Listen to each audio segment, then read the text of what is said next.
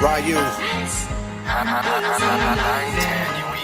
I slang cassettes outside of the Passion Projects. These rhymes is unidentified diamond shaped flying objects. It's like that, cause when I write raps, it's so much pain. I need an ice bath, a cognac nightcap, and a cane. Y'all chains ain't laying flat these days. Your growth stunted. They telling me I should act my age. I say 100. These beats is orthopedic to the souls I really needed. My Adidas was out of reach, so I chose the cheap cheaters from the swap meet. A cocky ass honky like Jake Paul. Every move is calculated. You shaking the magic 8-ball when the prophecy's completed. Don't be looking at me stupid, bro. I told you I'ma do it. You chose to ignore the warning, though. Mendocino's mama honey, we chicken sandals. My bitch is a spitting image of 90s Alyssa Milano. Who's the boss? I sound like a broken record, but I guess it's better than sounding like a broken piano. You know what time it is, more pluses than minuses. Big facts, cause you lack the minerals and vitamins. The beach house and OC perfect for when the climate dips. I rhyme like I'm trying to describe a psilocybin trip. Home, I tried it when I spit. I'm post-siding the way I slide on a beat like I'm riding a white Pegasus. Yeah.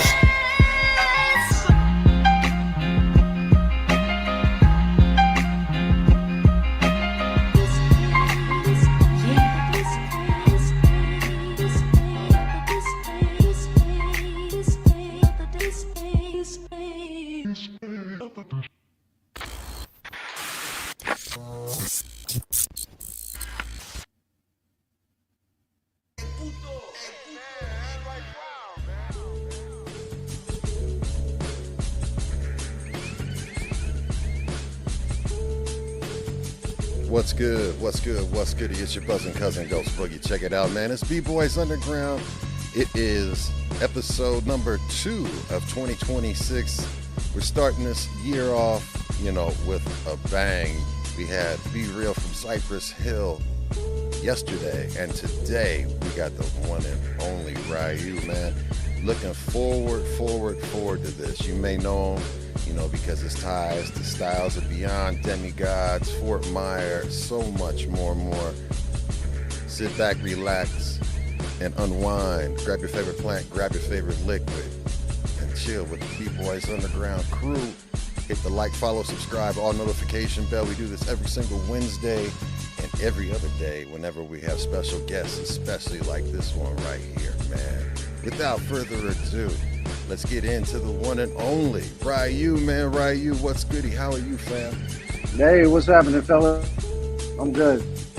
Cheers. Yo, cheers, man. Salute. Thank you so much for being here. We appreciate you. And, man, we started off the show with Alyssa Milano.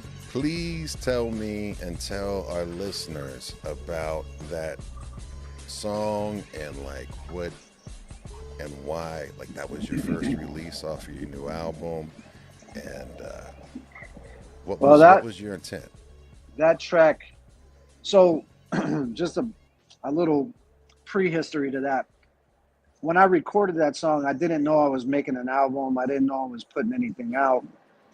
I was just doing it because I was learning how to make beats. And basically, I just was messing with beats so much that I got that beat done, and that shit was fire to me. I was like, all right, I got to rap over this one. This is the one I got to do. So that's it. I did that one, and I put it out on Instagram probably like a year ago. Nothing major, just kind of leaked it out there just to gauge what people thought about it, because it was the first beat I made where I was like, oh, okay, we got something now. Yeah. And so I put it out there, and that's where the interest started growing. Like, oh, when's the album coming out? Are you working on an album? And I had never thought about it at that point, but it got me into that mode where I was like, okay, that one worked. Let me do another one. Mm-hmm. And I filmed that video actually 20 feet from where I'm sitting right now. I'm on the patio of my pub that I own, Maginn's Irish Pub, and the parking garage is about 20 feet away from me, and that's where I shot the video for that. Hell yeah. That's dope, man. So let everybody know. So you have a pub. If anybody ever wants to stop through and support and show love, where is it at? So I'm at 24480 Main Street. That's in Newhall, California, which is If anybody's familiar with Southern California, it's like North LA County. Um, you know, not too far from wherever you're at. If you're in the LA area, come by and see us. Maginn's Irish Pub. I'm Hell always yeah. here. Or, you know, get a beer, run the fade, whatever. I love it. How long have you had a pub? I mean, how did you fare during the vid, man? Because I know a lot of businesses, took an impact, and how did you fare through that? Well, we actually were building out during COVID, Okay. so we couldn't open for 2 years. Wow. But right when COVID hit, I was like, "Oh, this is my opportunity." I said, Okay. I said, you know, all these businesses are going out of business. All these, hold on one second. Yes, sir. All these businesses are going out. There was, a lot of property was available. Interest rates were really good. So I took it as a sign like this was my time to strike. So Hmm. I went and got a property that was available. I called the number on the door and gave the guy my sales pitch about opening an Irish pub. And I didn't know how I was going to get the money to pay for it, but he was like, "Yeah, let's do it." So I was like, "Okay, step one done. Now we got to, get the financing for it." And so we did, got our loans and stuff. Like I said, we had good interest rates at that point. Um, and then we started the build out. And that took 2 years because we couldn't get a lot of the materials to build because of everything being shut down. And Hmm. also my pub was built entirely in Ireland. So everything had to come from Ireland. And Man. so it came over in two shipping containers, and they both got stuck in Long Beach in the harbor for months on end. We couldn't even get everything from the pub in. Anyway, we ended up doing it, and we've been open for 3 years at this point, and it's going well. Man, salute to you on that, and salute to you Hell on yeah. being opportunistic and it working out. So the pandemic worked out in your favor. I mean, yes and no, yes and no. Uh, there was so I was very optimistic going into it. Like, how long can this pandemic last? Like, I thought in my head it'd be a couple months, at most. But we were going for 2 years, and I didn't. There was unexpected cost associated with that, and we had a bad contractor, terrible contractor. Mm. We didn't know what we're doing because it's the first pub we ever built. So we were getting bent over for every little nail that went in this place. But whatever. Well, hey man, salute to you, and look, anything that's worth doing and is a labor of love, and especially the fact that you said that you're imported everything over, like every that, and you have an authentic place. I mean, Yeah, you want to take a look at it? I'll show you real yeah, quick. absolutely, we would love to. Let me go full Hell screen yeah. on it. Show your All place right, off, man. all right.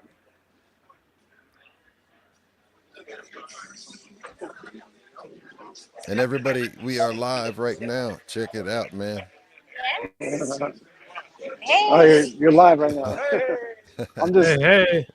that's my dad, Hey, That's right. shout out to Pops. Hello. my wife. Man, that looks like an amazing spot, man. So yeah, I'll take you behind the bar here. You're live. That's Christina. Hell Hello. Make sure you give Christina all the tips. yeah. Take care of the bartender. Yes. Look at So that, like man.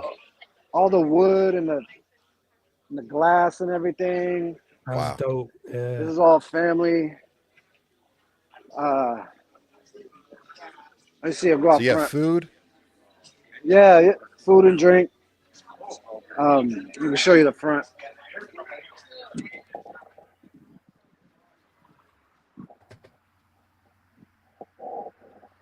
Man, when I'm coming to California, I'm coming to see you for sure. I'm gonna pull up and Hell yeah. have look, I don't normally drink, but I have a pint. For Yeah, sure. man, come on. Let's do Absolutely. it. And look, if y'all are ever in LA or in the Southern California district, I keep saying Colorado because I'm in Colorado right now. Listen, make sure you tap into the homie. So here's one of the things that we always do. We start the every episode of B Boys Underground off with this question, and this question is basically tell me about your first memory that you have associated with hip hop. And what I want you to do is basically take me back to go back to that memory and put yourself in the room. Think about the environments, you know, the sensations, who's with you. Give me the who, when, where, how, and like if it smells funny or whatever. I mean, but like, but also definitely, please tell us, you know, also why that was so important to you and put you on a trajectory to where you are today. Okay, well, there's a bunch of those moments, but the one that really stands out and is the most important to me is the one. It was just me by myself watching TV late night. Uh, it's when Showtime at the Apollo used to be on, Mm. and they had Big Daddy Kane come out, and that was the first time I ever watched a performance and was like, that's what I want to do. Like whatever that guy was doing, that's what I want to do. There's that, and then when I saw the Manifest video by Gangstar, that was the first time I think I paid attention to anybody scratching. With Premier scratching, these are the words that I manifest. I manifest. Primo. I was like, I want to get that turntable. I want to do that scratch thing that he was doing. So my dad, who you just saw, he bought me one Technique 1200 for my birthday. So I had one Technique 1200, and then I had one of them old stereos that everybody has that has like the decks on it, and then the turntables on the top. It's like Yep. real high. Yeah. So I had one Technique 1200, and then the beat would play on the top one of the other stereo system, and I practiced scratching in my garage doing that. Well, those are the two kind of pivotal moments for me. Man, that's dope. That's absolutely dope. And look, salute to Pops because like what year was that? Would you say? Oh, I don't know, maybe 88, So that was 1988. about $500 that he spent on that 1200. Yeah, Because like that's how that. much Hell they yeah. were, 4 or 500. Yeah, they've always been a lot of money, no matter what the decade. Absolutely. Yes.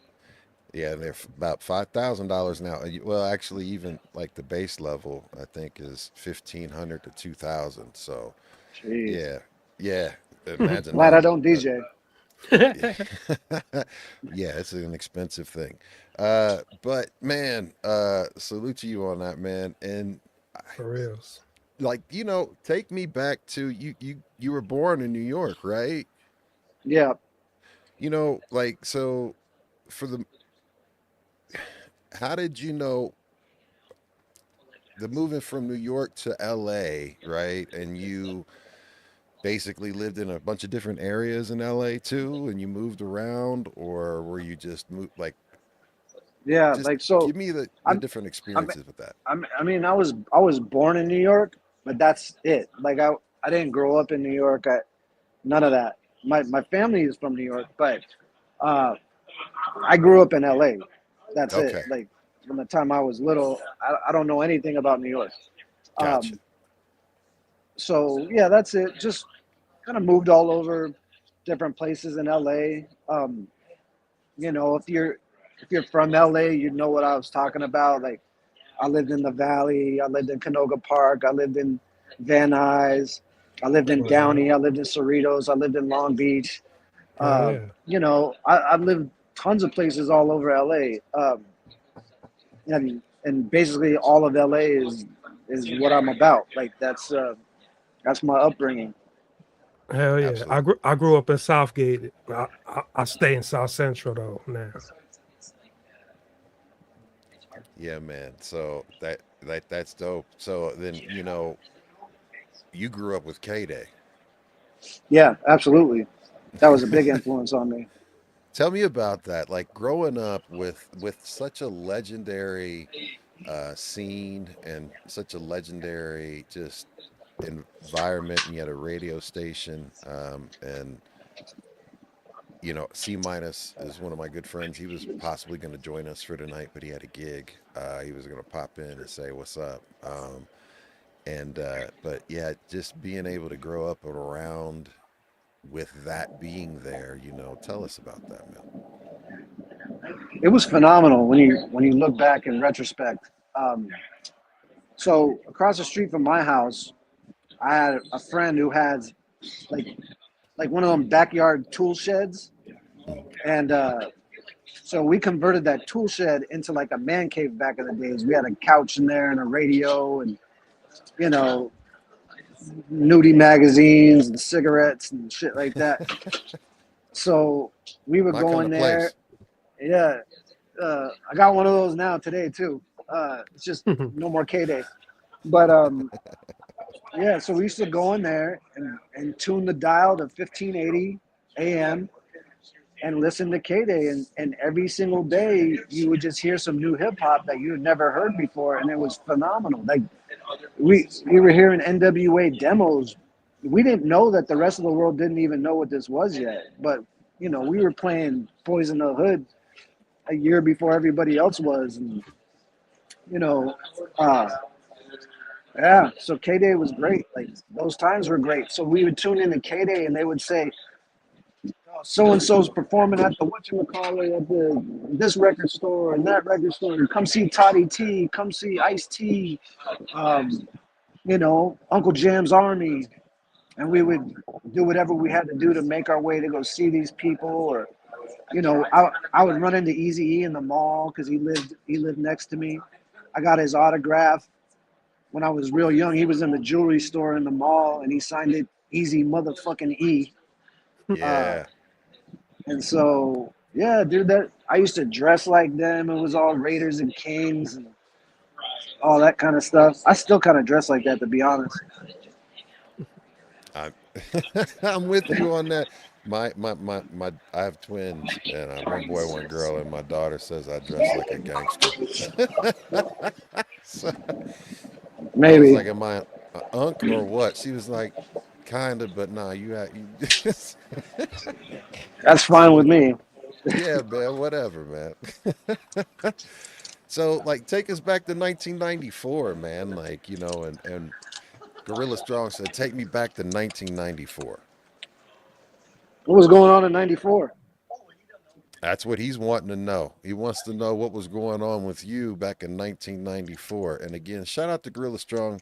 He's a brother that set this interview up. He's set up a ton of interviews for B-Boys Underground, and much love to my brother David. Yeah, man. To you, family. Salute. 94, I think I was just running around being a scumbag, like didn't have anything figured out yet. I was. Can you hear me all right, or is it noisy? Yeah, we can hear you. You're good. You're great. We're good. Okay. I used to work at this import car shop, like fixing up Honda Civics and stuff like that. I didn't fix them up. I just used to sell them the parts. And when we would close up at the end of the night, we were right next to a liquor store. We would go get a whole bunch of 40 ounces. Hold on, these motherfuckers are talking too loud. We would go get a bunch of 40 ounces of beer, lock the door. Anybody want to come over, we'd come in there and just freestyle, smoking blunts and freestyling and smoking weed and all that good stuff. That's all I was doing. But at the time, like my man Redeem, he noticed something in me just from these little freestyle sessions. He was like, "Nah, you got something different. You should do this." So he became kind of my de facto manager. He was calling up radio stations trying to get radio drops for me so I could, do the radio station raps. Personalized radio station raps for people who don't know what I'm talking about when I say drops. And so he got me a couple of those, and that's how I started, like just doing radio drops for radio stations in LA, college radio, big radio, whatever. Hell yeah. That's dope, man. You know, so tell me about, how you transitioned from, you got a turntable, you got the 1200, and what was the first real time that, it was like, all right, we're taking this serious. I'm going for it. And like, even how you link that up and that manifested from, being kind of someone that's a person that loves it, an enthusiast of it, to now this is who I am, and how I'm gonna live the rest of my life. You know, I don't think I'm taking it serious yet. Like I never have. Um, it's not my entire identity. I've never really even thought of myself as a rapper, to be honest. Other people think Yeah. of me as a rapper. Like I don't. I don't have.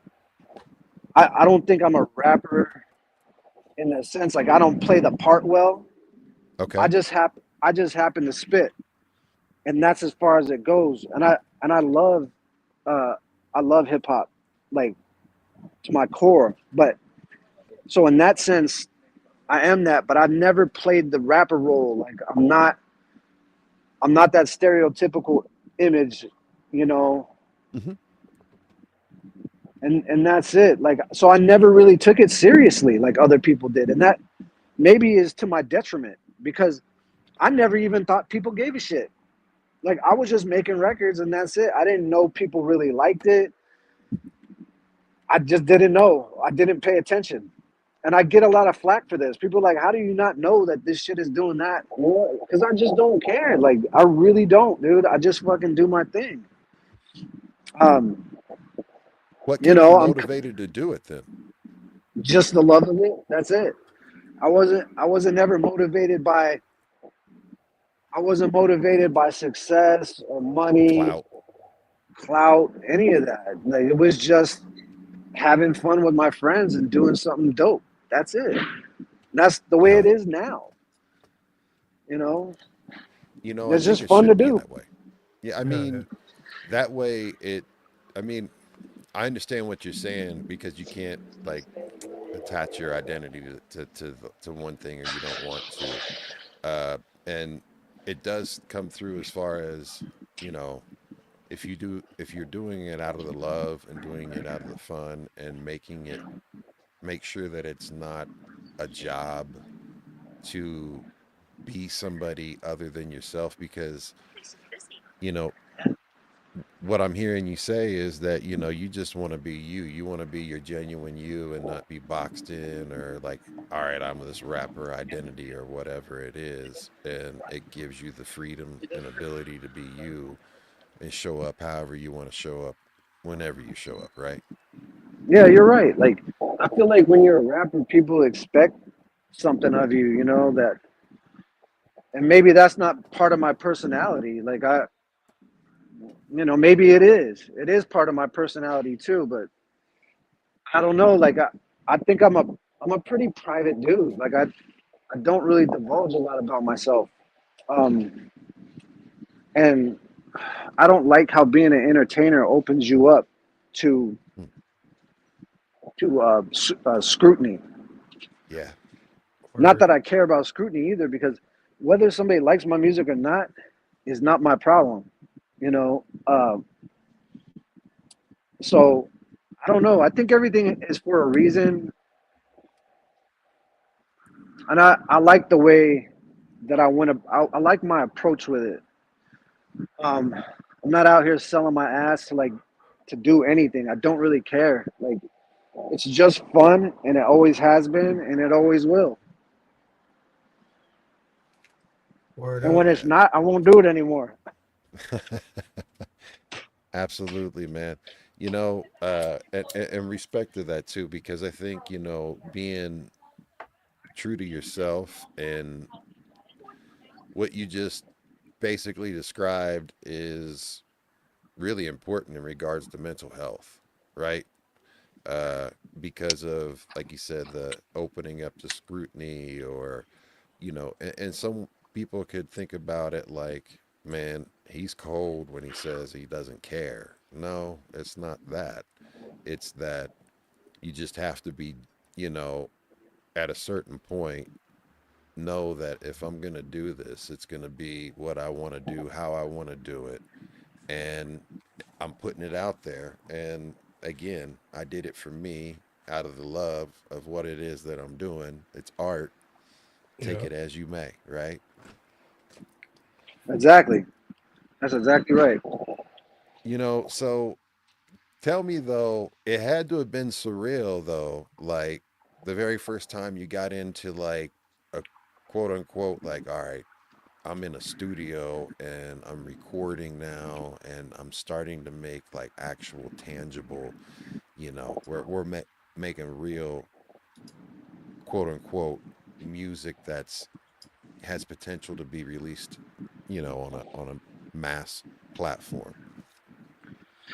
Well, yeah. Um, but when we were doing our first album, the Styles Beyond 2000 Fold album, we Hmm. didn't know we were making an album then either. We were just doing demos, and then all of a sudden was like, "Oh shit, okay, this is coming out now." And I remember being terrified about it because it was just a demo, and I didn't think I was ready yet. I wasn't seasoned enough. Um, you know, I was comparing myself to other people, like, "Oh, this doesn't sound like so and so shit. Like, this is not gonna hit." But whatever, it came out and it did its thing, and then that led to other scenarios where that were really kind of surreal throughout my career. There's been tons of them where, you know, you're hanging out with Jay-Z or whatever and Linkin Park shit, and where you're like, damn, this really happened, you know? Yeah. I mean, that had to have been surreal, especially, you know, the fact that you have had such an exposure to a wide variety of artists throughout your career and like icons in multiple genres of music as well. You know what I mean? And that's dope in itself because that goes back to what you were saying earlier is like, you know, you don't ascribe to one single image or worry about, you know, what it is people think. You're just going to figure out what it is that feels good to you and create art and music. And you can tell by the different projects that you've had and the people that you've worked with. And, you know, you mentioned Styles of Beyond. Could you take us like how that first linked up and how that was formed and that whole process? Yeah, so I I enrolled in college. I went to LA City College, Pierce. It's in the Valley, and I enrolled in a course called Introduction to Electronic Music because I wanted to learn how to make beats. And I met Talk, like I think the first day of the class, my partner, who ended up being Talk from Styles Beyond. And so we basically just, we met up and he was like, hey, my brother has a studio at the house. You should come over and, mess with some stuff. So I did. I went over to his house and, started messing with his brother Bilal's gear. I think I blew out his speakers. Um, and we what we started doing was taking beat tapes because Talk lived in this kind of special historic house that had like that's where House of Pain was started, like in his backyard, and Divine Ah, Styler lived back there in the backyard shack, the hut. It's not a shack, it's a hut. It's like a what they call an ADU nowadays and shit, like a backyard I feel house. yeah, So that's where Divine lived, and House of Pain and Def Jeff and Muggs and all these people used to come through there. yeah. And so uh, there would be all kinds of beat tapes from whoever laying all over the place. So Talk used to have these beat tapes, and he would just rap over them in his car. And so, we started doing songs, you know, over these beat tapes, and then our homeboy D Minor lived around. He was friends with Talk. We go to D Minor's house, and D Minor had like a little setup, a little 4-track and turntables and stuff like that. And he did our first demo, Cheap Shot. Was with Cheap Shot and Talk were Styles of Beyond back then. I wasn't in the group yet. And then when we started doing these demos, Talk's brother Bilal was like, "You guys sound good together. You should do something." And then they asked me if I wanted to be in Styles of Beyond. So that's how that started. Sorry if I sound crazy. It's fucking cold out here. Hey, look, weather is a little crazy everywhere right now. I mean, we've got snow, rain, thunderstorms, everything today. So, yeah.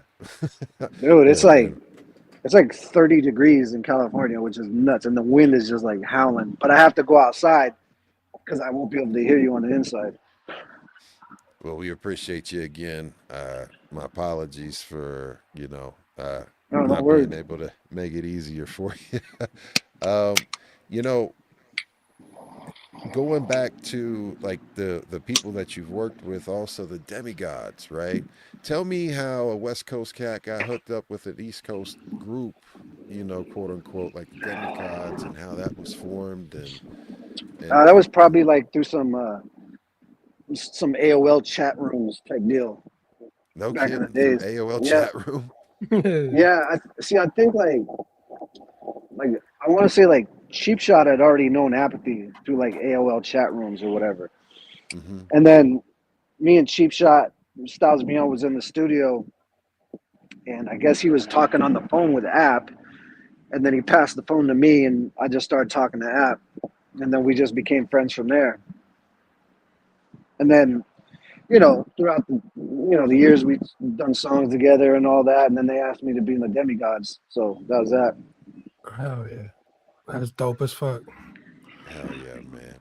All And the then Demigod shit is fire too. oh my Hell, God, it's crazy as salute. hell. Yeah, man. And then you with Apathy and also Scoop DeVille, right? Like linking up with him, and he's currently working with B Rio and Cypress Hill doing the all Spanish speaking album right now that they just recorded during December. And how'd you link Nah, up with Nice. Scoop? How did I link up with Scoop? um oh man, I kind of don't even remember. um uh I don't.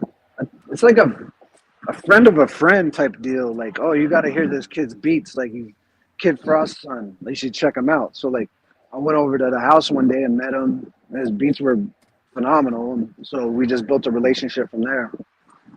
He was only like, when I met him, I think he was 15 or 16 years old. Wow, So, I got you. and his beats were already like phenomenal. So I was like, damn, this dude, he's going to be something someday. I mean, he comes from royal cloth. I mean, just Right? think of his family and what he's been around and grew up with, right? Um, you know,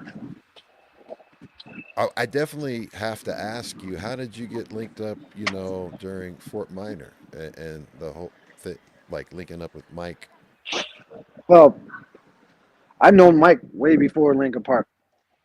Yeah, Um, I know Mike before Styles of Beyond and before Linkin Park. really? So yeah, I did. I did my like. I did my first demo tapes in Mike Shinoda's bedroom. Oh Um, shit. Hell Damn. yeah. he had a 4-track recorder, and my man Double O uh, introduced me to Mike, and we just started going over to his house, and he was good at art, and he was making his little tapes too, his little bedroom tapes. And so we started cooking up. Like he knew how to sample and stuff like that. So the first song that we did was a song called Marco Polo, which was me, him, and Double O. That was off the Styles Beyond album. But initially, it wasn't a Styles Beyond song. It was just me and Double O, and Mike Shinoda produced it. And so yeah, I was friends with him since way back.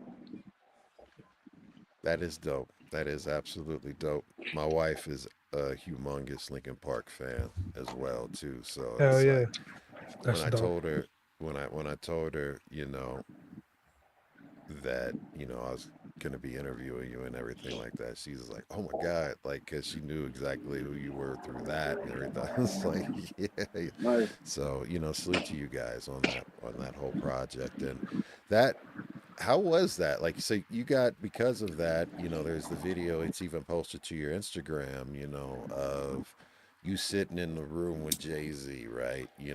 And him hearing your music or seeing the reaction of him hearing your music for the first time and getting that initial reaction and cosign from someone like that. I mean, that has to give you some type of like, yeah, like make you feel good inside. Like you have confidence that that you're good, and this is what you're ill with it. But to hear someone that's considered to be one of the illest to co-sign you, and it had to have been a great compliment, make you feel good. Yeah, that's a good feeling. Because Jay doesn't have to be nice to me at all. Like he could just act like I don't exist, and I wouldn't even trip about it. But Which he has to a lot of people. yeah, no, he has. Yeah. Um, so for him to even recognize me at all is great. And I've been around Jay, a few times, and he's always been super cool. Like, you know, so shout out to Jay. Hell yeah. Absolutely. Man, Ryu, so go ahead, Chris. Ryu, I didn't say did, anything. It's just kind of loud. No. Matt Ways. Go no, ahead. I was saying Oh, something. Did Styles of Beyond work with Eminem, right?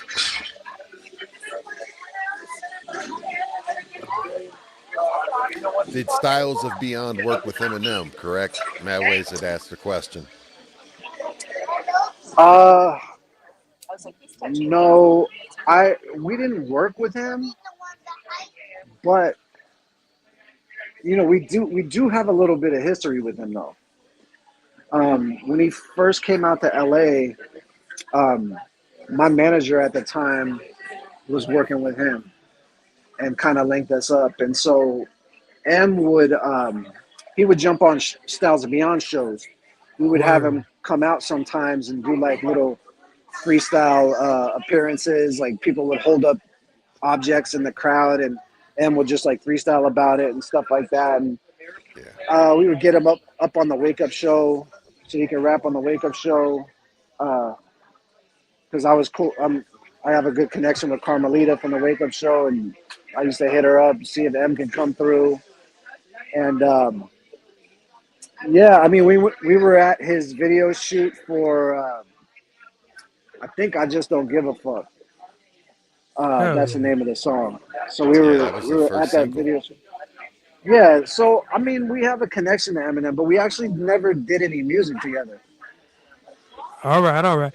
I remember being at a Unity back in like '96 and seeing him on stage Is with it you too guys. loud? Can you hear me? Yeah, yeah, I can Can hear you you. hear us? Yeah, I can hear you fine. I Okay. feel like All he right. can't hear me though, Boogie. Can you I hear? just Matt Ways? I can't hear anybody but you. Oh yeah, yeah. Ah, it might be. All right. Okay. Just understand. It's Not a all good. problem. It's all good. It's all good. Gotcha. So what he was saying was is basically he saw you at Unity Back back in like 95, back in 96, and I remember 95, Eminem on 96. stage with them. Yeah. You guys were on stage with Eminem together. Yeah, yeah, because we got him into Unity. Like he went with us. Yeah, yeah, he came out on you guys' set He for came sure. out on your set. Yeah. Yeah. Yeah, and that was one of like a few times that he's done that. He did it with us a couple times. Yeah, for sure. Oh yeah, I was there. Dope. My boy was there. I don't know why you can't hear him, but I think there's some technical issues with this platform. It's probably me. That I probably didn't hit the right button or something. It's all good. It's all good. the only thing that you would that will fix it is if you leave and you rejoin. But it's all good. Just keep it Oh, do you going. want me to do that? Nah, No, we you good. don't have to. We're good. We're good. We're good. Um, you know, not a problem. Like, so medium raw, right? You started producing beats and you initially came out and started putting things out as Hang 10, right? And Yeah. what tell us about that? Like what made you to start like, okay, I'm going to actually start producing and making beats and everything like that to the point where I like these so much that I'm going to I'm going to just go ahead and put a whole album out that's self-produced. All right. Well, the way it happened was on accident, of course. Um, so I got diagnosed with Crohn's disease, ulcerative colitis, Yes, sir. and there's different levels of that, and I had it really bad, so I was hospitalized and all kinds of stuff, and I lost a lot of weight, and whatever. I was really sick to the point where like I didn't leave the house for probably 6 months. Like I was just done. Um, and so my wife, for my birthday in June of 2024, bought me a new MacBook Pro. And I was like, this is really dope, but I have no use for a computer. Like you guys know, like I'm not a technical dude. I don't even know how to do shit. So um, she gets me the damn laptop, and I'm like, all right, well, maybe I should learn how to make beats on it or learn how to record myself or something. So I have something to do while I'm stuck in the house. Yeah. And so I just started watching YouTube videos on how to make beats. And like I've made beats in the past, messing around here and there, and I've always produced. Like on every record I've ever done, I've had input as far as the beats, the samples, all that kind of stuff. But I never was the button pusher. Yeah, you weren't the So engineer. no, I wasn't the engineer. That shit always scared me. But this time I was like, I'm gonna give it a shot. And I started messing with it, slowly and slowly and slowly, like it got to a point. So, anyways, I got to a point where like the beats were like they sounded pretty good to me, but I didn't want to play them for anybody else because I didn't know they would like them. So I decided to put them on Instagram underneath the alias Hang 10, just to get some like real response. Because I didn't want to send them to anybody I knew, because it wouldn't be a real response. They'd either be telling me it was good when it wasn't, or telling me it was whack or whatever. I just wanted regular people to tell me what they thought. And so I started posting the beats, and it got a really great response, like way better than I thought it was going to be. And and then the beats started getting to a point where I was like, "Am I tripping, or is this beat really good?" Like, because I would rap over this beat right now. So initially, my thing was not to rap over the beats, but to get other rappers to rap to my beats. But I couldn't do that. Like I wasn't ready yet for that. Um, and like, who's gonna rap over my shit anyways? Like I kept sending them to Apathy, and me and Apathy are too close. Like, you know what I'm saying? Like sometimes you could be too close to a person where they can't see it because they're too close to it.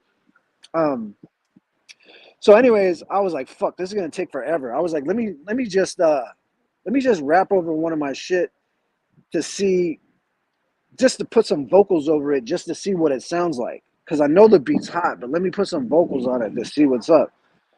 And it came out good. And then as I keep going, they're getting better and better. And then I'm like, oh shit, I'm my favorite producer. So like that's what I was missing the whole time. I should have just been producing for myself. I'd have had 10 albums out by now. Man, so and Gorilla just put it in the chat.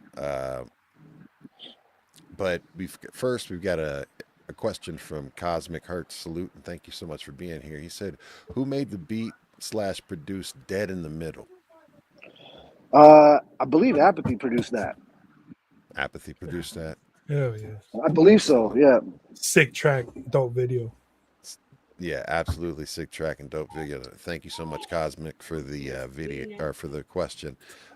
Gorilla Strong mentioned "Save Me a Slice," and it's funny that he mentioned that at the same time as I was queuing up because I wanted you. It's about time where we take a moment and get into a music video and Save Me a Slice. I love that beat. I love everything about that track, man. And as we do here on B-Boys Underground, we always say it's very rare that an artist ever has an opportunity to speak directly to the people, whether or not this is their first time eating it or hearing.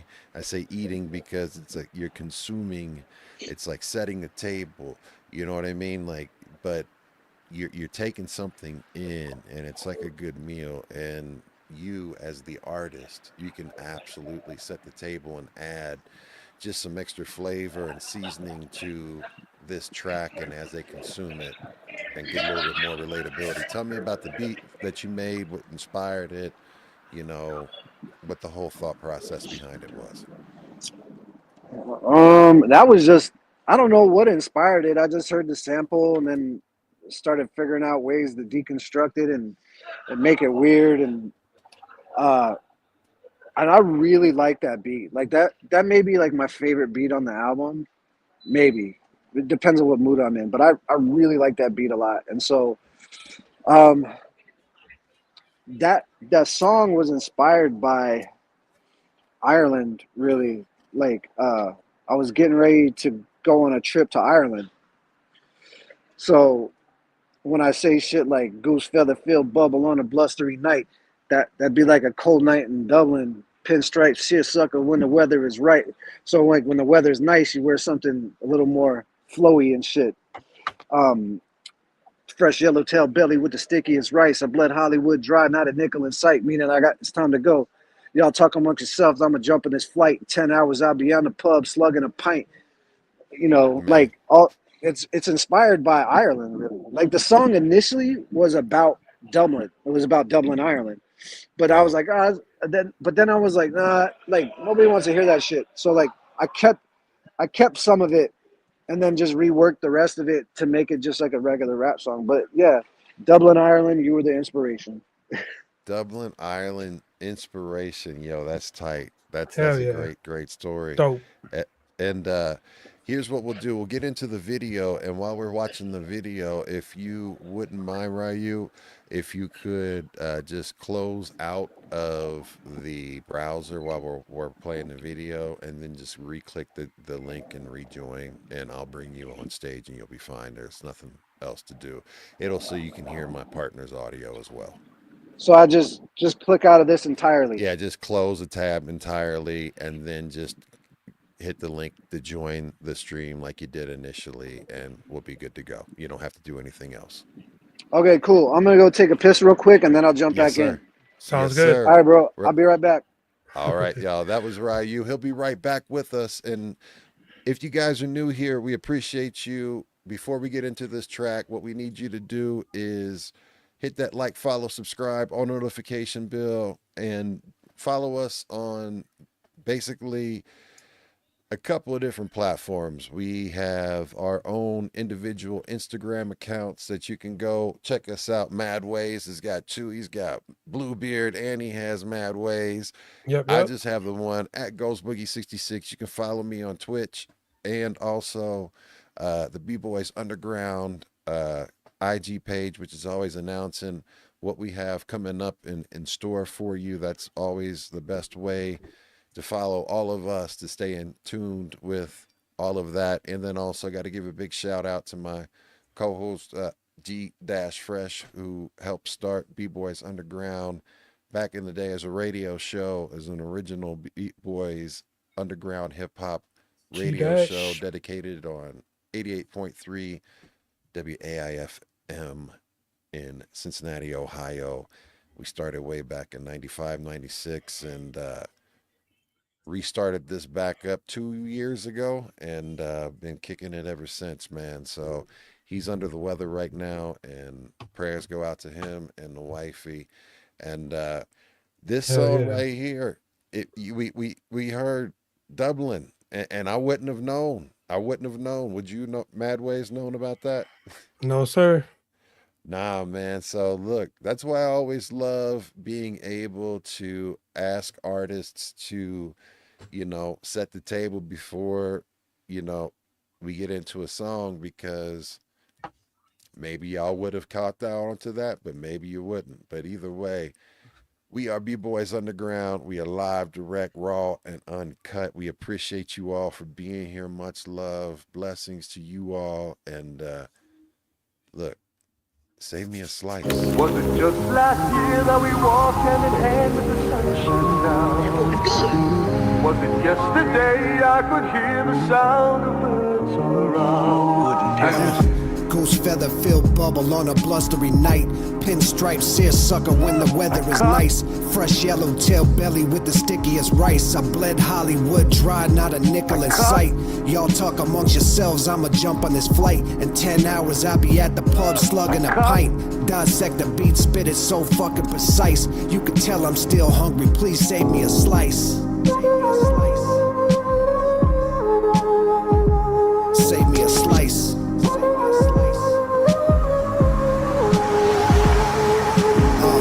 Complimentary stroop waffles in a luxury box. About to crash out, baby, it behooves you to watch. It's not an accident, actually just a passionate thought. Practically a takeover, never busted a shot. A masterpiece, tactically orchestrated the plot.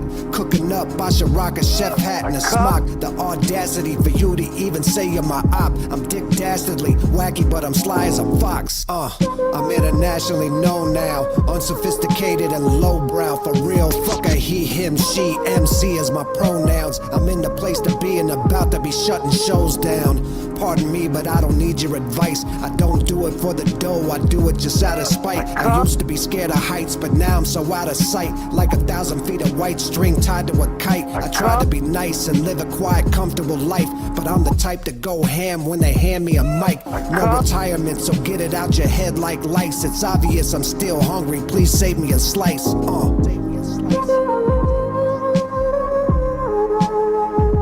Save me a slice.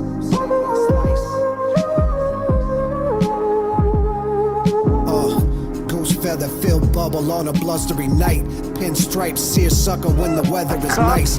Fresh yellow tail belly with the stickiest rice. I bled Hollywood dry, not a nickel in sight. Y'all talk amongst yourselves, I'ma jump on this flight. In 10 hours I'll be at the pub slugging a pint. Dissect the beat, spit it so fucking precise. You can tell I'm still hungry, please save me a slice.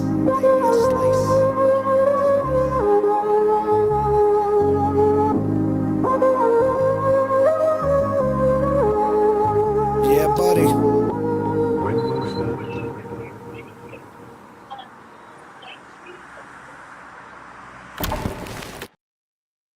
Hey. Hell yeah. Hold Hell on, yeah. let's get Ryu back on stage. Man. Man, when I first heard that one, I was like, that is so fucking smooth as far as the whole vaporwave feel and everything. Like Gorilla Strong had mentioned in the chat, he was like that it's got a vaporwave feel to it. Like Kind of does, doesn't it? what's that? Where did you get or let me ask you this, because out of respect, I understand what it's like to not divulge sources, but would you divulge where you got that sample from? I got that track. I got it off of Tracklib. I got you. It's a Tracklib sample. I was just digging through shit and found that, and that's it. I don't remember what the name of the record is, but yeah, I just got it as a Tracklib sample. Dope. You know, Oh, yeah. I want. Oh, yeah. You were mentioning, how you taught yourself because of being locked in and due to illness, and this podcast became back around in reality because of out of necessity. I got sick and lost my career and everything like that, and I had to find something to do. And DJing and also podcasting and doing this, getting back connected into something that I used to do and very much went away, chasing a corporate bag instead of, if it wasn't for that, I wouldn't have my wife and kids, but yet, you know what I mean? I get it. Word my up. thing is this, what was it that you used to produce your beats? Like, what did you learn? What was the program that you used? All right, so here's what it is. I started off, I got an MPC Key 61. Hell yeah. That's what I started with. But that's not what I made this album on. I made the album on Serato Studio. Serato Studio, no shit. Yep. Because you know why? It's super easy. Like it's made for Yeah, babies. Like, and the beauty of my production is the simplicity. Because I don't have yeah, any tricks. I don't have any tricks to make the beat sound good. I don't know the technology like that. So everything just has to be like easy and simple and good. It's got to be able to live on its own. Like it can't be tricks making it good. So that's it. I love Serato Studio. Like it is simple, but it does just enough that you need it to get to make a whole album, you know. absolutely, But it doesn't jumble absolutely. it up with too much shit. Like it's just basic. That's Hell yeah. dope. And then and like that's a program made for DJs, to make edits and to make their own flips Yeah. it is made for quick, easy production and the fact that Serato continues to, go further with their technology in regards to stems and Yeah. all of the Now abilities I that they just picked up have. this. I picked up the Serato slab recently, so I'm learning that. My wife got me What's the that for Serato slab? I don't know so about this. Serato Studio is now kind of competing with Machine. So like the slab is Serato's version of the Machine. You know what Ah, I'm no saying? kidding. Yeah. So I just got that, and that's pretty dope too. So Serato is definitely like coming up. Like they're gonna be a big player in the next like 5 years, I think.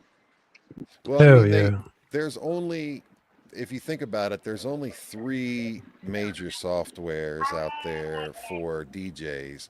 Serato being like pretty much one of the industry standards in regards to like hip hop turntablism and a lot of club DJs and stuff like that. But also, you have Record Box purists, and of course, you have another program called Virtual DJ, who, believe it or not, has been one of the ones that's been around the longest and also was the first one to have to come out with the STEM technology as a DJ to be able to offer, to be able to do instant mashups. I love doing instant mashups. Like that's my Yeah, that's thing. I dope. live and die by stems. So shout out to Serato, man, because that is exciting to hear that. And it makes me want to just go ahead and crack down on Serato Studio because I'm an old school guy from back in the day that dealt with MPC. Like I learned on an MPC 3000, but you know that's outdated, and you've got all of these digital workstations that are super complicated or takes a long time for a learning curve just to be able to make something sound good and polished. Whereas, like you mentioned, Serato Studio gets it done in one easy fail swoop, and you're able to put together, a polished sounding track where you've got that, and you couldn't. I would have never in the world thought that you made it on Serato. That's crazy. Hell Yeah, yeah. because like listen, I don't have like patience to sit there and chop shit up all day, and like I don't have the patience for it. Like whatever idea I gotta get it out right now. Like I don't have 45 minutes. Like my beats are done in 10, 15 minutes. That's it. Damn, Yeah. And I crank I them out got you. like 100 of them. That's dope, man. Well, I mean, I kind of like that too because I feel like I work that same way, that ADHD type. Uh, That's it. you I'm know, super impatient. Like I'm impatient as all shit. I'm just like, all right, let's get to it. That's the sample. Boom, boom, boom. Let me chop. Da da da. yeah, Boom. Put the drums on it. Let's go. hell Let's yeah, go. let's go. Hold on 1 second. See you later. Oh, you too. Hope your voice clears up. See you, brother. Good to meet you, man. See you in Ireland. Sorry about that. Oh no, All man, good. that's cool. And look, that just proves if you pull up, he's there, and you can holler at him. So if you ever have any questions for Ryu and you want to pull up, sit down and have a beer with him. I don't I drink. don't I don't drink either. I might just have I to don't go for drink some either. food. Okay, all right. Do Yeah. you do you are you a weed smoker at all? Yeah, I smoke weed, but Gotcha. I didn't know. like Just cigarettes or what? no, like, I smoke a lot of cigars, um, I because noticed that. I wanted to ask you about that. yeah, because I quit smoking cigarettes about 3 years ago because I was a heavy cigarette smoker for years. So I quit that, and then I started smoking cigars, and like that was just so much better to me. So I just replaced my one addiction with a more expensive addiction. Yeah, you're not kidding. So, especially a good cigar. And we have a really big festival, the Rocky Mountain Cigar Festival here in Denver. And I've got a good group of friends who started a cigar club, and I'm like their uh, DJ for their events and stuff like that. I'm going to ask you, what is your favorite cigar? Oh, my favorite cigar, like those range Yeah, in like. what's All that right, go well, to? my go-to, like when Yeah. I just want like a good solid cigar, I'll do a Davidoff. Davidoffs Okay. are my go-to. Um, and then then there's Fuente Opus X. I got a couple of those sitting in the humidor. Um, and that's it. I smoke everything from $10 sticks to $100 sticks. It don't matter. Yeah, I won't smoke $100 stick unless someone blesses it with me. So I will ask you. I love Deadwood cigars, and you may not like because of their Love them. I love flavoring. them. I love them. They're great. Oh my God, have you had the new Dominica? Uh, I might have. I might have. They just released it this year, and it was a special release that they premiered at the Rocky Mountain Cigar Festival here this year. And man, I just enjoyed one of those over the weekend with my good bro, the Green King Cosmo. He's a follower here, and he's one of the guys who started the cigar club. But uh, I'm a humongous fan of Deadwood cigars, and those are my lane, right? And I know sometimes flavored cigars aren't looked at as that big of a thing, but like I do enjoy like the Deadwood style. I don't want anything super overly you know uh flavorful and like mint whatever but Yeah. those Deadwoods have like just such a good fine flavor to them. Yeah, when they're done correctly, a flavored cigar can be pretty good. I'm a Um, fan of Drew Estates, period. Drew Estates is good. There's another flavored one that I smoke called a Baccarat, and that's Oh, like a I've had nice. those. Yeah, it's a nice, mildly sweet cigar. Like fuck, I'm out here smoking Swisher Sweets right now because, Oh like, yeah. I I just go to the liquor store by the pub and get me some Swishers. Like if I'm just chilling outside, because I'm not gonna smoke like a really nice one, Yeah. while I'm just walking around not paying attention. So I usually just you'll see I do a lot of interviews from my backyard. I'll just be in my backyard. That's where my smoking section is. Or I'll be I should have went to the cigar lounge is where I should have went because it's warm in there. I got a question for you. What is your flex cigar? What cigar is the like if you want to flex on somebody, or like what is that cigar? Like, hey, I'm celebrating and what is it? What's the one? That's probably the Opus X. Opus X is a pretty good flex. Now, before the cigar snobs say anything, like some people would Nah, say fuck an the Opus. cigar Scott snobs. I don't like those people because they think Okay, they're gatekeepers. Fuck them. right, right. But before they say, like, a lot of people will say, like, Opus X, you're just paying for the fucking name. They're all Arturo Fuentes, but Opus X is trying to be fancy, but it just tastes like a regular Fuente. There's some truth to that, whatever. But fuck it, it's Opus X. I'm smoking it on my birthday or something. You know what I'm saying? Like, um, so that'd be like a flex. There's What more. does an Opus X stick run? Because I've never had one. Well, that ranges too because there's different Opus X's. Like it depends on the rarity of it, how many they made and shit like that. It gets real deep with this stuff. Like it can range from $60 to $100. Got it. Yep. Got it. More Yeah, than yeah, yeah. listen, it goes up to $600 too. Like, Oh yeah, so it's a wide range depending on which one you get. absolutely. I love watching people hand roll cigars. We have a couple of really cool places here in Denver, and if you ever in Denver, I'd love to take you to one of my favorite spots. It's downtown Denver. It's called La Palmas, and Man, you already know. Like I'm calling you first. I you got my number. I gave it to you several times. So, Yeah, I got it. I, getting back into the music family, tell us, about more about the album Medium Raw. Like, is there any track that's on there that means more or has like a greatly significant meaning to you, or anything that's deep and personal? I know all of No, them probably are, probably but no. Probably Save Me a Slice. Probably is the most personal because Save Me a Slice. Like I'm still hungry. Like I've yeah. been doing this a long time, but I'm not done yet. So the rest of them are just rap songs and shit. Just me talking shit. But that's the type of shit I like.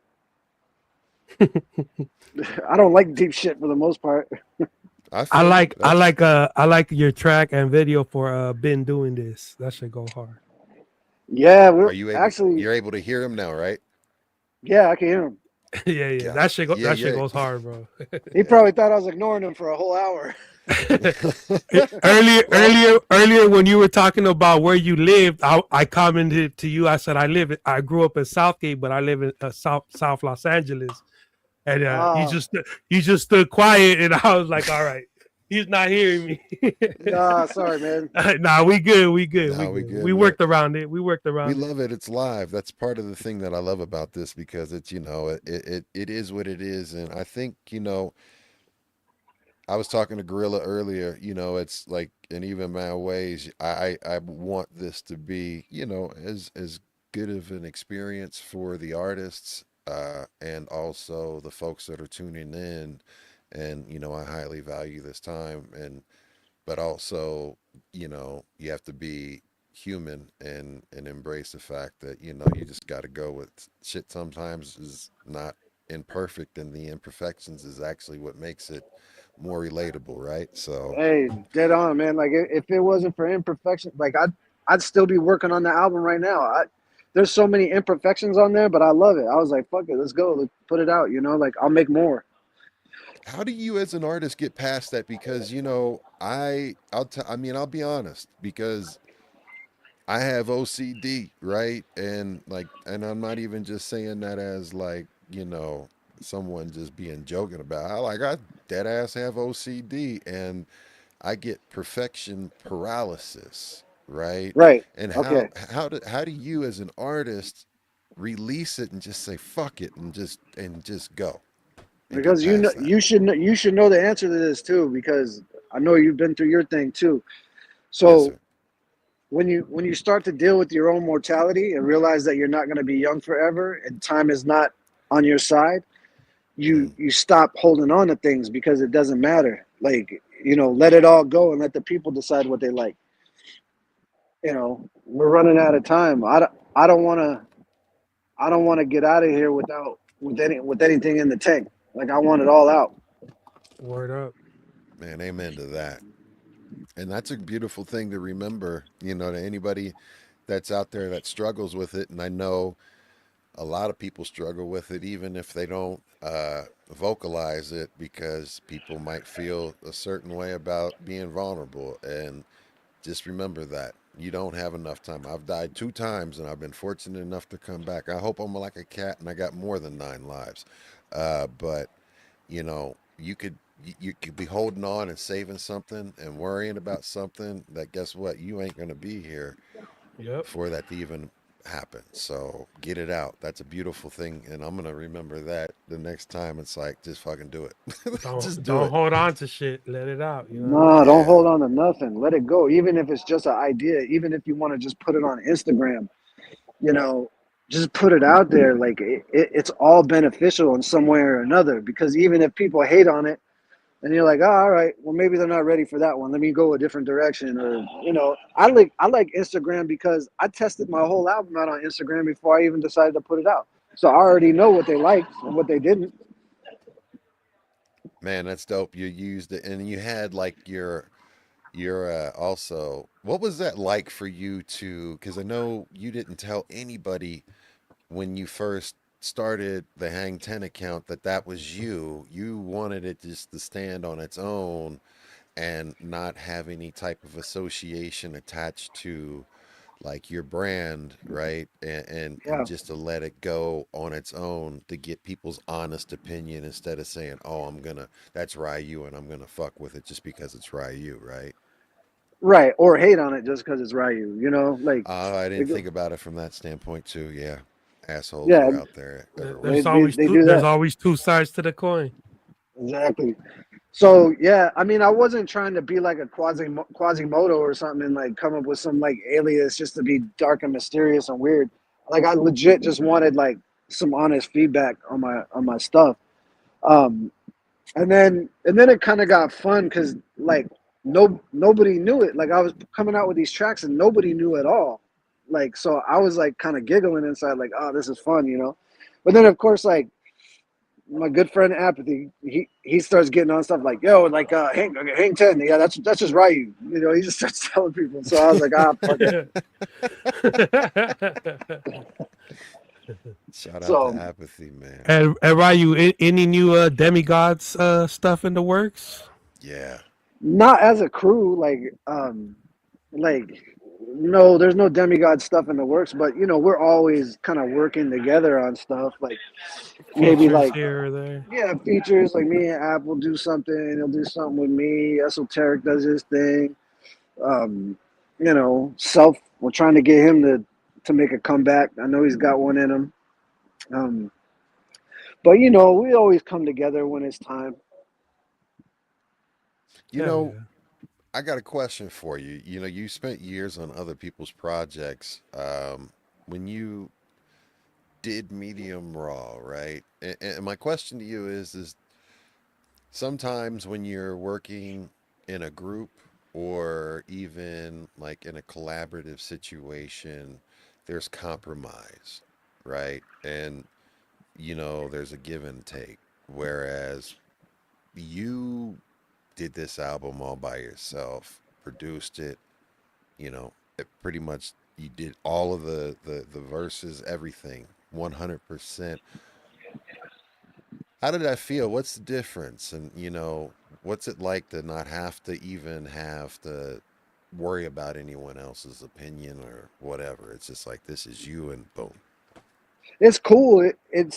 It's good in some ways, and then it sucks in others because you have to do everything yourself. I have to do all the recording and all that shit too, all the making the beats, all the writing the lyrics, like that. You know, when you're in a group situation, you get other people to share the responsibility, so it's easier. And you got other ears in the room telling you, "Oh, that's dope," or "That's whatever." Change this, you know. But this, I'm doing it all myself. Um, but whatever. Like I was just getting started with this album. Like this is just that's my first attempt at producing my own album. So it's only going to get better from there. And I had to put it Absolutely. out the way it is just so I had a meter, you know, like this is where I started so I could look back and be like, oh shit, fucking Medium Raw sucked. You remember that shit? Uh, you know, you got, No way. I That did love not doing shit happen. like that. I love doing shit like that. There's going to be a day where I hate that album. Maybe not, but like, I always would like Alyssa Milano. I think Alyssa Milano is one of the dopest samples ever. Like that sample is nasty. It And is. if they ever do one of them shows on how I flip that sample, you ever seen them shits on the like YouTube Yeah, where they Hmm. be like, yeah, yeah. yeah, somebody needs to do that. I killed that sample. Um, but Will you share what sample it was? this is Michael Jackson. I just wanted to make sure for the folks that don't know, that aren't out there, that may not know, just Yeah, so people like know. I somebody had to sample that already because I was listening to that Yeah, shit like there ain't no way that nobody sampled that shit already. But I've never yeah. heard it before. So I was like, all right, I guess it's me then. Let's go. Let's Um, go. Well, it's a dope track, dope visuals. Absolutely. You know, um, I do want to hey, go sorry. ahead. Go ahead. No, you go ahead. I was just going to say, the one thing that I wanted to always ask is that with an established artist like yourself, that's been in the game for a tremendous amount of time, and by far your catalog is impeccable. Just with, you know, your work speaks for itself. Your bar work, and we're not just trying to gas you up. We actually really do try to make sure that we give all of the artists that join our platform their flowers and their just due. And you know, it's nothing but respect and admiration for what it is that you've accomplished thus far. What you just put out as your first work, and you're like, this is just the launch, and I can't wait to hear what else you have coming up. But we always ask this one question, is like, I want to know, what is, you know, the ugliest lesson the music business taught you, and, you know, taught you early on, and how did you use that to figure out how you move on forward? Like, The ugliest thing, that's gonna be just the business in itself, because you're in a business with a group of people that are your friends, and then when money gets involved, like, these people are not going to show you how to do your publishing, or how to register your songs, or how to collect your royalties, or what you're owed, or what you're signing away. There's nobody there to tell you that shit. You know, even a lawyer, they'll make you get the lawyer that they want you to have, that's working to their advantage and shit. So, yes, you know, I would say try to be literate with the music business when you get into it, but that's damn near impossible. Like, I don't know anybody that fully understands this shit, because they purposely make the shit confusing. So get yourself a team of people that know this shit. If you don't feel like dealing with it, you need people that know it. You know, because fuck, dude, I missed out on millions of dollars, just for signing the wrong deal, or not looking at a contract, or having somebody in my corner. You know, it doesn't matter.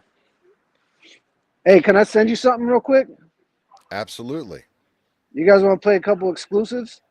Hell yeah. We would be honored and blessed to. All right, play let some me see if I exclusives. could do this. Let me see if I could do this. Are you there? Yeah, we're Do you here. want me to give you my email, or how do you want me to do this? You might text it to him. I'm gonna text it to you. Perfect. Okay, give me 1 second. Yep. While we do this, what we'll do is we will get into, I'm going to play, let's see here. Let's play. Should have played the one I said. Been doing this. Been doing this. Yeah, Let me do that's that. fire. Let's see. Let me pull that one up here.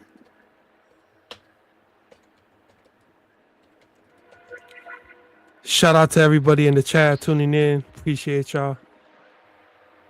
This one right here is absolutely one of my favorite songs too. Hell yeah, I've fire. played this probably every single fucking day for the last 2 weeks, because this is like one of my Bar work. feel good songs. The but bar work. It gets up. It gets you up there, man. So check this out, y'all. It's Been Doing This, man. Check this one out. 1, 2, 1, 2, 3, hit it!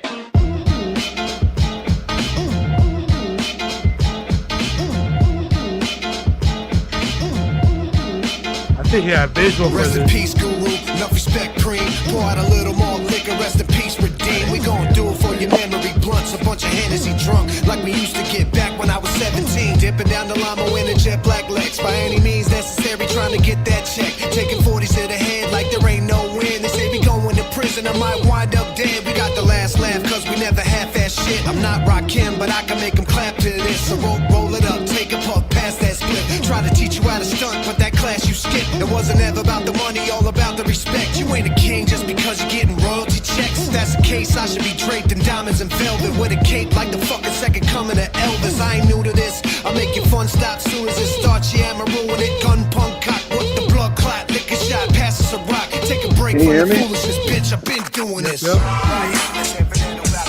sent Yeah, we hear you. I sent 2 songs to the WhatsApp. Got it. WhatsApp. You got them? check. With a rusty tech, am I the best? Well, I gotta put it bluntly.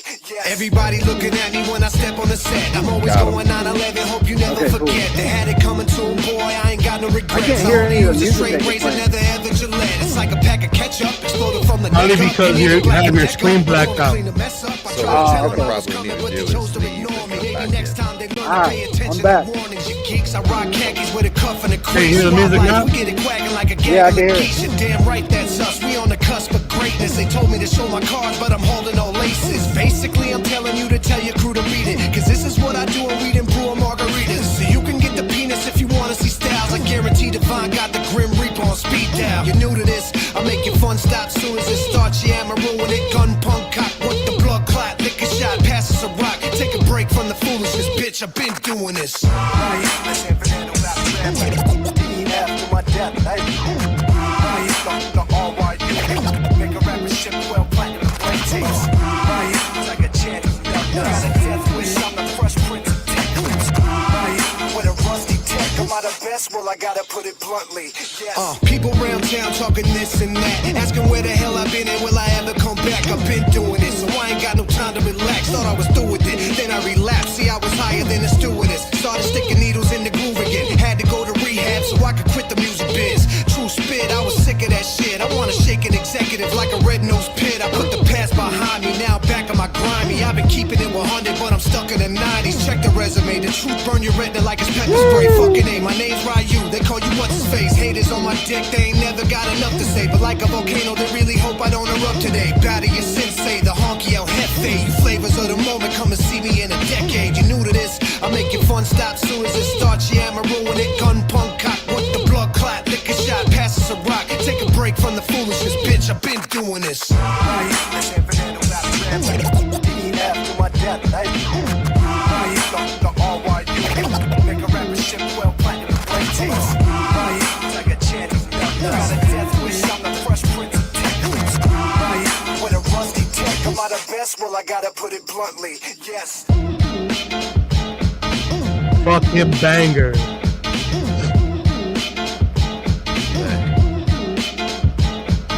Yo, Them bars, baby. Them bars.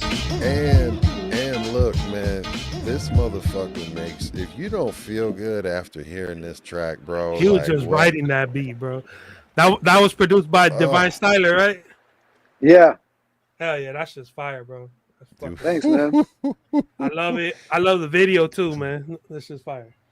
Yeah, I've it got a came out couple good. mashups that I've got to like look and edit, and I'll tag you on it because I've done some flips with some just yeah, man. Like this, you killed it. You crushed that one. That was one of my Thanks, man. favorites. But also, listen, I grew up in a home that, you know, one of the reasons why I'm a DJ and is because, you know, music has been something that, like, as a kid and as a baby, like, the way I guess my parents could get me to shut the fuck up is to put music on. I'd stop being a terror, you know, and it would just sit me down, you know, from the point where listening to Led Zeppelin to listening to Earth, Wind and Fire, and Earth, Wind and Fire and Stevie Wonder being the things that would put me to sleep and like actually make me felt calm, and all of these things.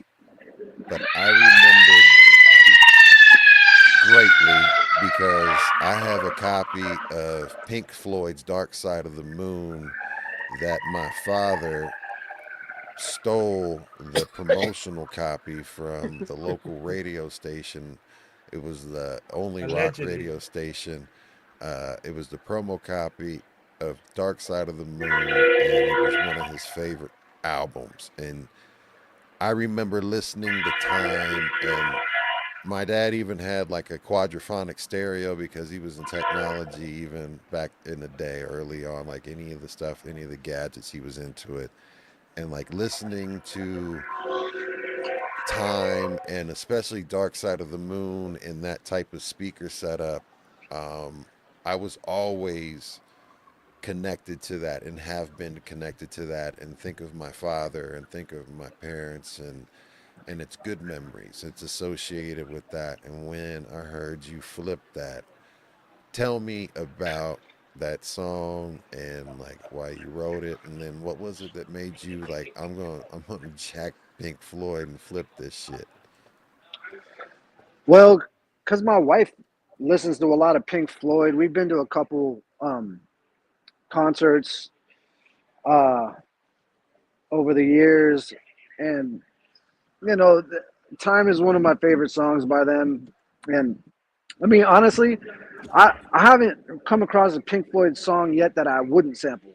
Like every single Pink Floyd song is fire to me, like from a sample perspective.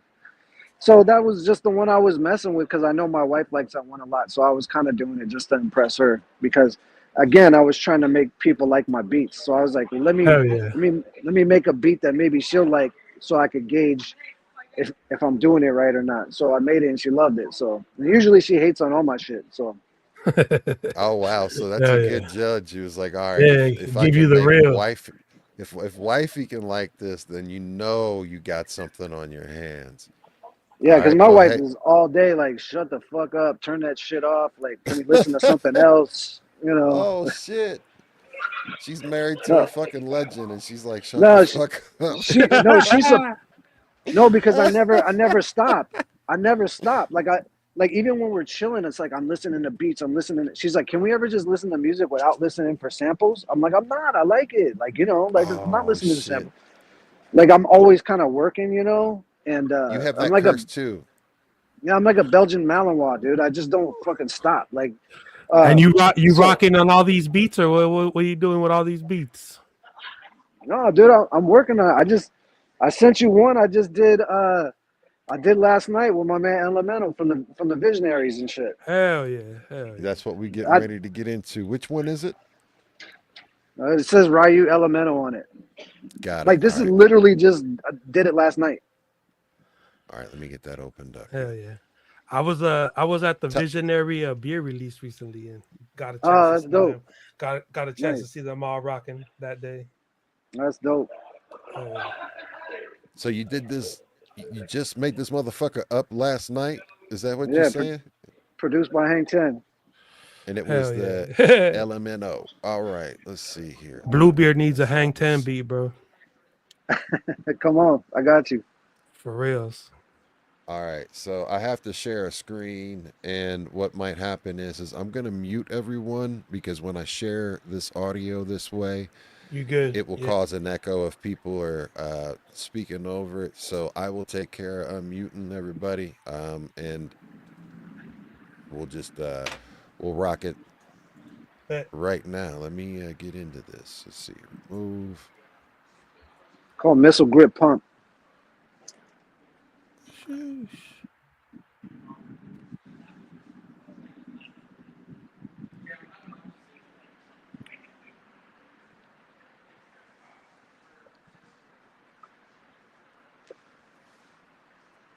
All right, here we go.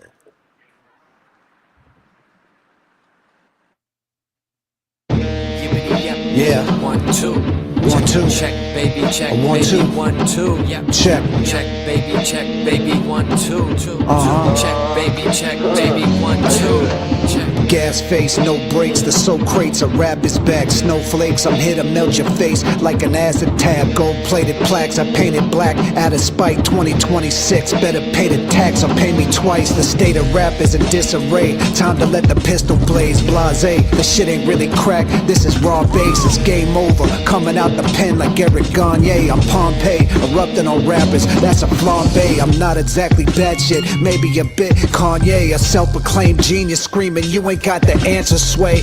Gamma rays, I rearrange your DNA matrix. Hit the stage with a tech and a kiss the chef apron. Operation Casablanca, got the bankers on the take too. I'm calling Rob Palenka for them Laker tickets, thank you.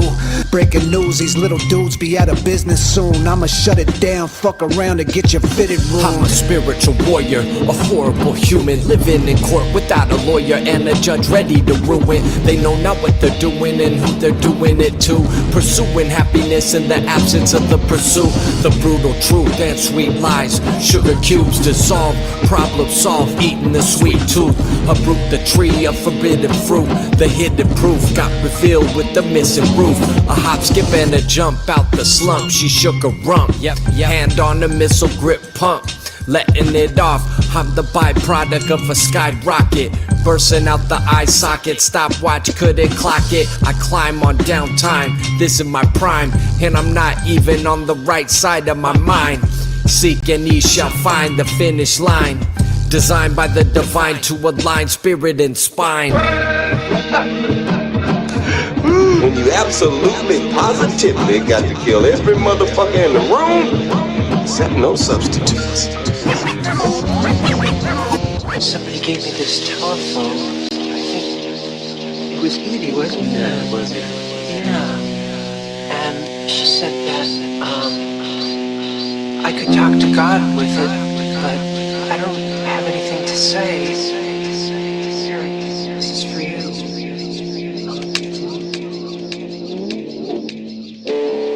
No, you can talk to God.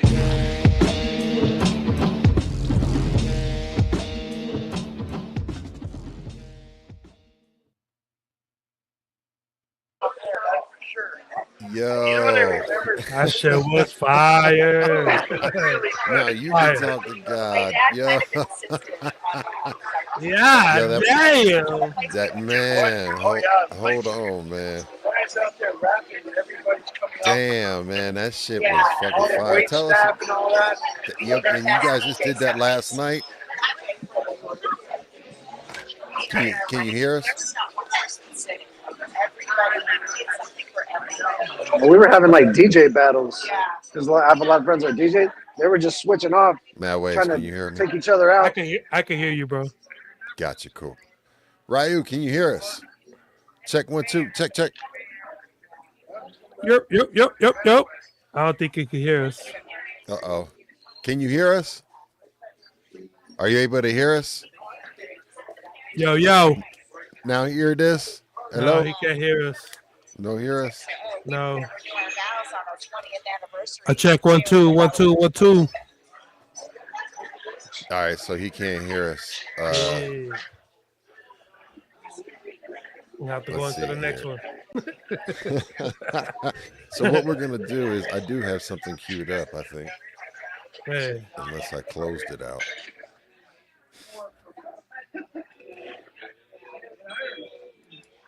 Give me a second. Ryu, can you hear us? Hello? Give us a second. We're live. Exit out. Come back in. What I'll do is get a song. I'm going to play that song Time. There you go. And while we get this situated, this is the song that we were talking about before. Hey, that was a banger though.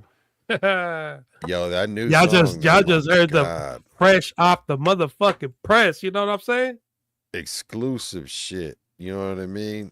So check this out, man. While Ryu gets us linked back up, we're going to hit this one right here. Check this fucking out. This is Ryu, Time.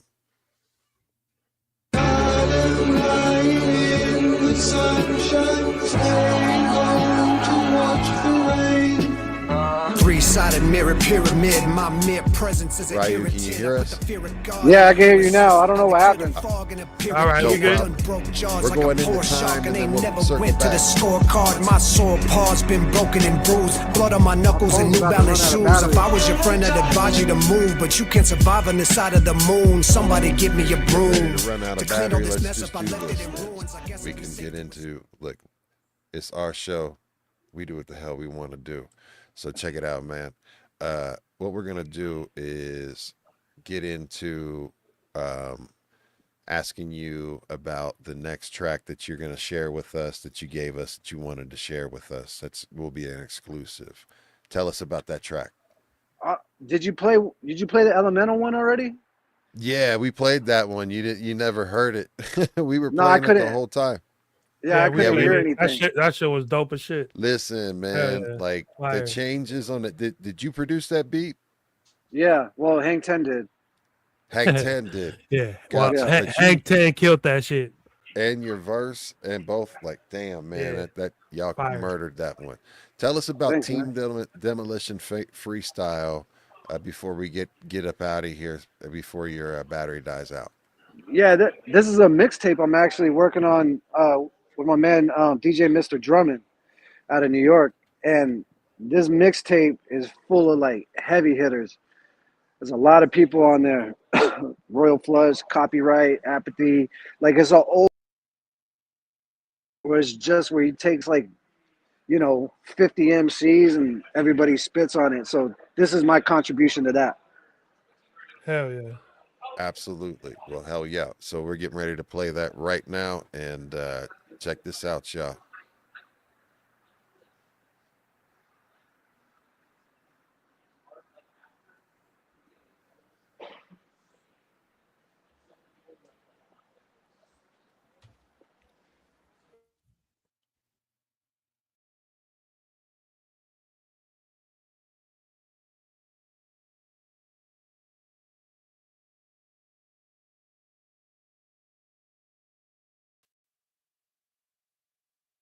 Is there no audio? All right, hold on 1 second. I got you guys. Just give me 1 moment. We're good.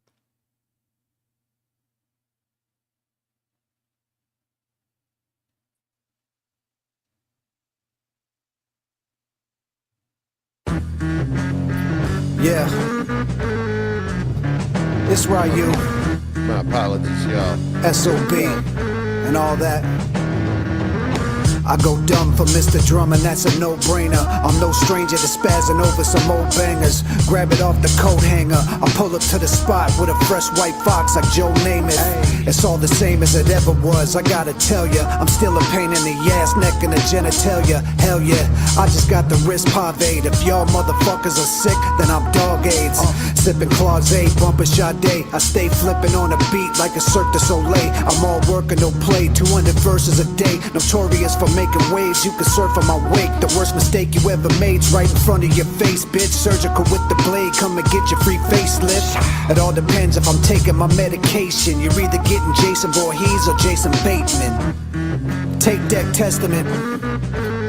You mind if I continue? Come on. I'm making martyr martinis before I boom them. You can smell the gasoline on my Pumas. It's like hearing a speech from Mussolini as sung by Whitney Houston. It's a thing of beauty, but extremely gruesome to some. The luminous one. I embrace the space between the moon and the sun. The sky reflecting off my aura's like the hue from a rum. 2-ton Egyptian jackal statue guard on my castle. You can't catch me. I'm Raps Leo DiCaprio. The Great Gatsby. I've been trying to keep it classy, but my pocket's so puffy. I should probably be fucking Cassie from the back. Respectfully, y'all should let it be. My recipe for beef don't come between beans, lettuce, and cheddar cheese. My demeanor alone's a misdemeanor. My tones are inside of a freezer. Frozen peas of Patron. Cold pizza, please leave it at the feet of my throne. Watch shopping in Geneva, that's what time it is, Holmes. Woo.